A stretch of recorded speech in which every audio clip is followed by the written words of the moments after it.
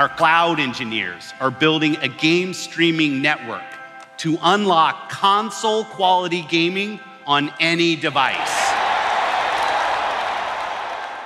There's 2 billion gamers in the world. Some of them have a PC, some of them have a console, some of them have a smartphone, some of them have all three.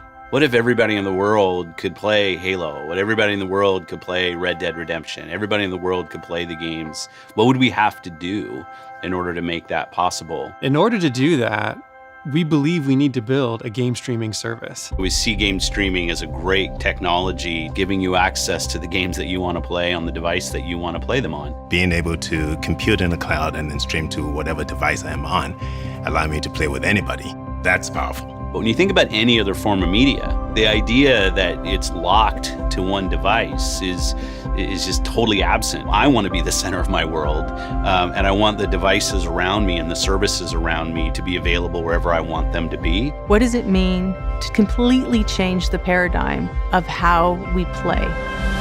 The first thing people say is, you're crazy, you can't build a service like that. What about latency? What about the level of detail? What about the richness of the game? Is my experience going to get degraded? We are a gaming company with content and community, and we happen to also have a great, strong first-party cloud in Azure. It makes us uniquely positioned here. Azure supports 54 regions in 140 countries, and we're going to build hardware to deploy into those data centers. We have our first rack of console hardware in the data center in Quincy today. We've taken an existing Xbox console, we've broken it out into its component parts, and can actually build a single blade unit that can host multiple Xbox systems at one time. So we've actually built not just the blades themselves with the boards inside, but all the infrastructure associated with it. We have evolved the platform.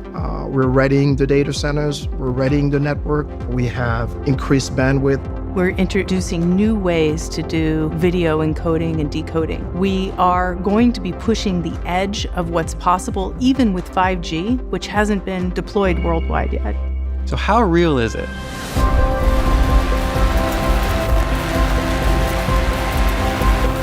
The first time I played Forza on my Android phone, it was just amazing. You're playing your favorite game, and it's streaming. You'll be able to play with an Xbox One controller connected via Bluetooth. And if you don't have a controller, you'll be able to play with our touch input controls.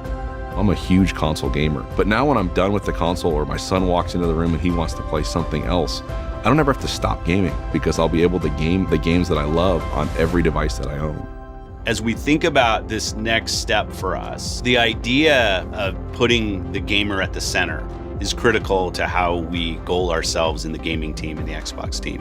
We love the device that we build, our Xbox consoles. We want those to be world-class, the best place to play. Consoles are still gonna be a flagship experience. You know, you're gonna have that immersive, high-fidelity experience with your amazing sound systems. It's all right there. But we know not everybody on the planet's gonna go buy a gaming console. It's actually about choice for you. It's amazing for traditional console players because it gives them another place to play. But what's incredible is for the people who haven't been introduced to this type of gaming. People who've never seen a franchise like Halo or never seen a franchise like Gears, it's pretty amazing. We have it up and running today. And when we have it just right, we're going to scale it out in an epic way and deliver it to the world.